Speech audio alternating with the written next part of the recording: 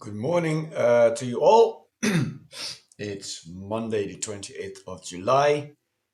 Uh, Yesterday I played in the sixth round of the 9-round over the board tournament, playing a man rated 1670.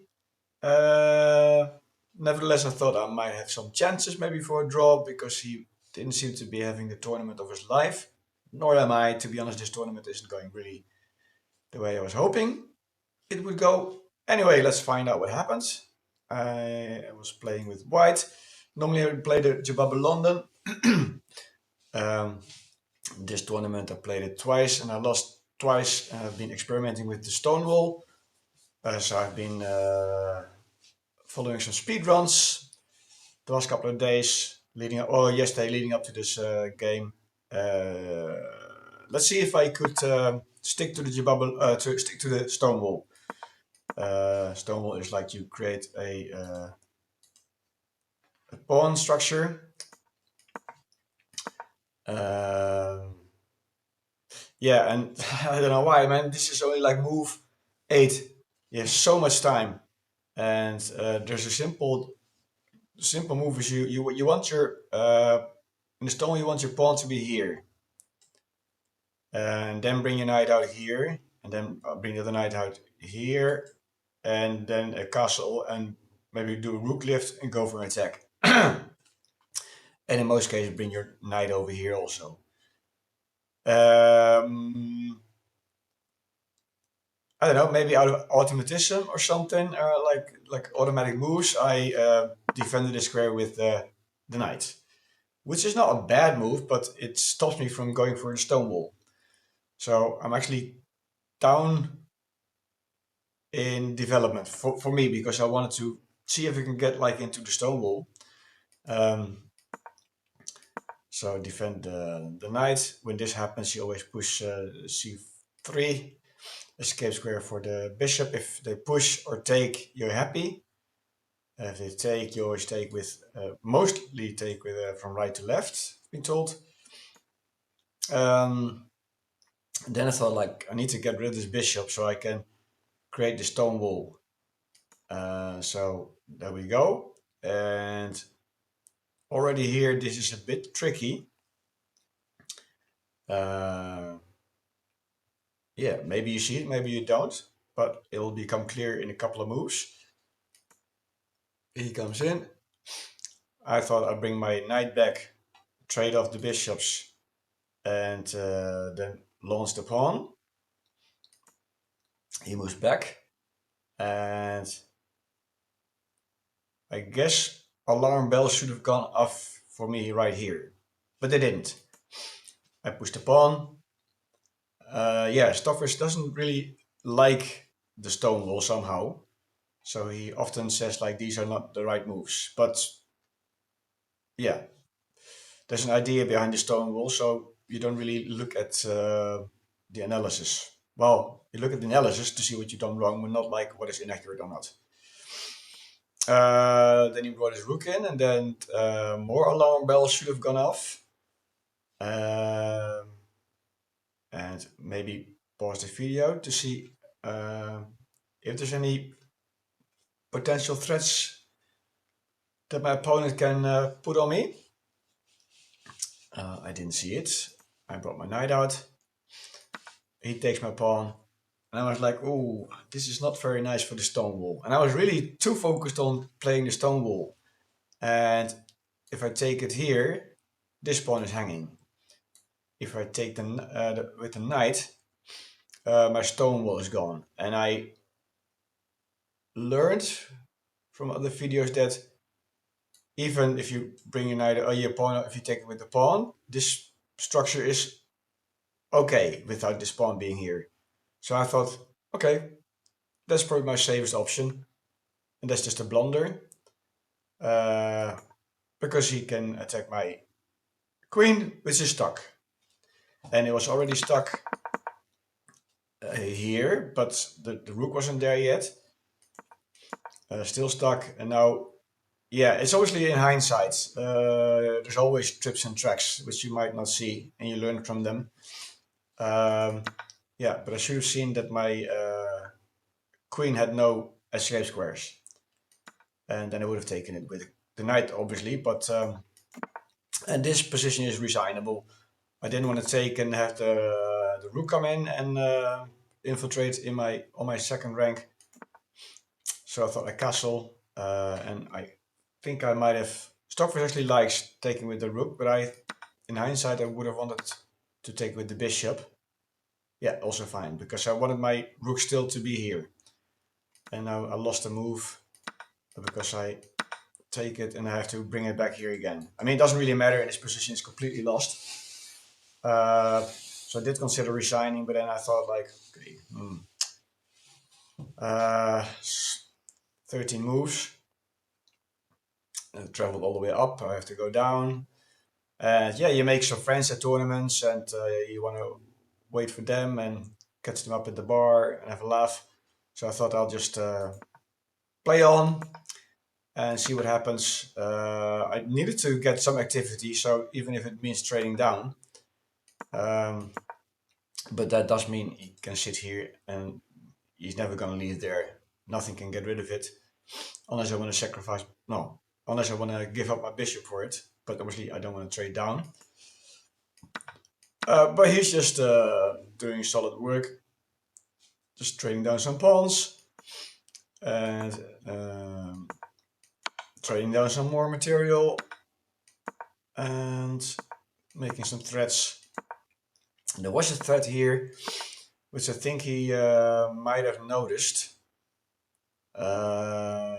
In this position, because I thought like I can go here with the.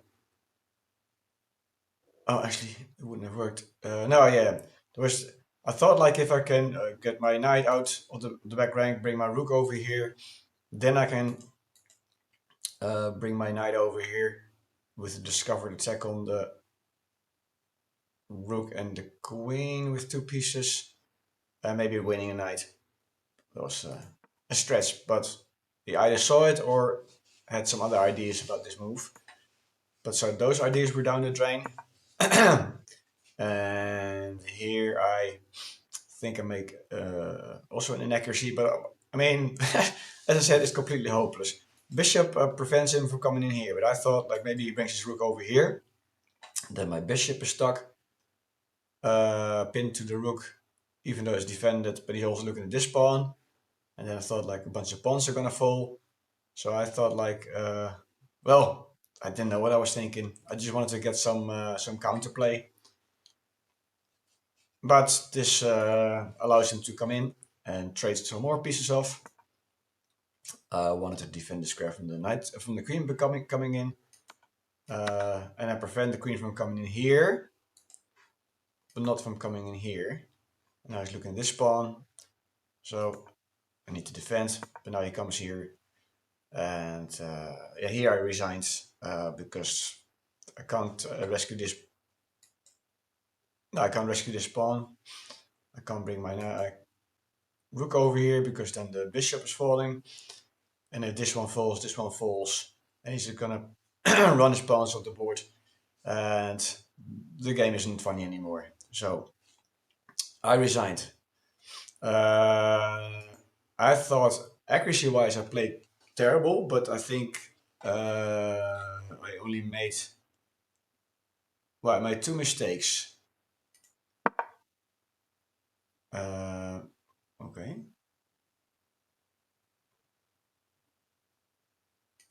And that mistake.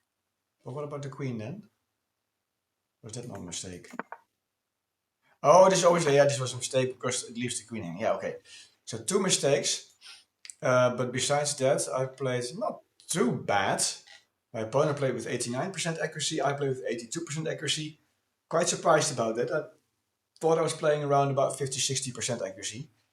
But I guess it was just like what for me, one development mistake. And failing to notice that my queen was trapped. Besides that, I played alright. So, short video today. Hope you liked it, even though it wasn't very nice for me. Maybe you learned something from it. Look out. First of all, I think if you're learning a new opening, That's what I got back from other people also. And normally I don't want to play it in like competitions, tournaments, unless I'm very well familiar with it. But I've been playing it online in Blitz and friendly games at the local chess club, and I thought I was getting the hang of it. But when the pressure is on, like in tournaments, yeah, don't really extremely feel the pressure, but it's there anyway. And you just might make one minor mistake or an inaccuracy, as I did in the beginning, and then your development falls behind, and then because the development was falling behind, my queen was stuck. Because normally, if you're still here, the way the stonewall goes, um,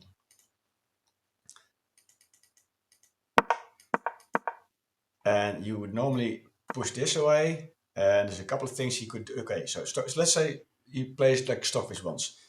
Then you push the pawn, and I think, okay, yeah, let's do this.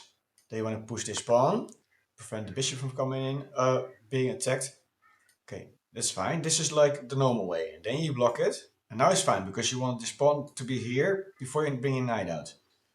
Then he's going to push the pawn. Yeah, fine. You want to prevent the knight from coming in here.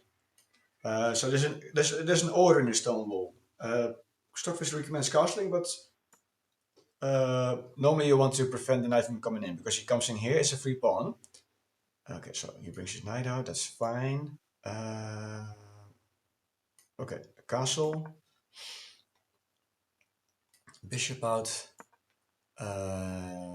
Then you want to step out of the pin. Defend it twice. Yeah, castles. Then you hop your knight in here, attacking the bishop. Okay, so Stockfish is actually playing, I think, the right moves.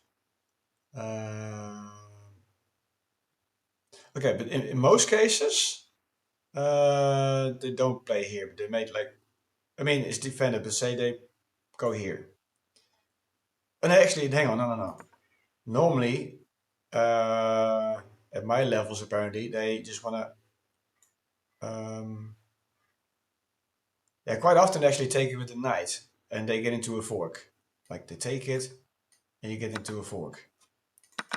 But if they're a little bit wiser, they want to get rid of this danger because you don't want to bring your bishop to awkward places. And they want to trade, and then they have to go somewhere with the knight. They can't go here anymore because that's just a free pawn, so they're going back. And then the stonewall is like very nasty because then there's no defender, and then you start bringing your pieces in. Yeah, and then okay, he goes back. You bring your rook in, and we'll go for an attack. Oh, obviously you don't do that because then the bishop takes it. But you're going for an attack. But you might even sacrifice the bishop at a certain point. Maybe first bring the knight out, then he brings it back, and then you maybe fine to chop it off, take it this way, and then take it from there. That's the way it normally goes. It didn't go this way today, unfortunately. Anyway, thanks again for watching. Today, because I'm filming this in the morning, normally I film it in the afternoon, but I was a little bit disappointed. I didn't feel like recording. So today, Monday the 28th, I'm playing a 1395 rated opponent, I think. So on paper, should be able to win, but he's won against an unrated opponent, which I've been looking at. He's also, yeah, pretty solid, pretty strong. He won against him. So yeah, I'm not quite sure. Yesterday's dent has left a little bit of doubting myself, but it's all part of chess. I'm just gonna have to play as solid as I possibly can. No make mistakes, and wait for my opponent to make mistakes and develop and look for tactics and stuff. Anyway, thanks again. See you in the next video. Bye bye.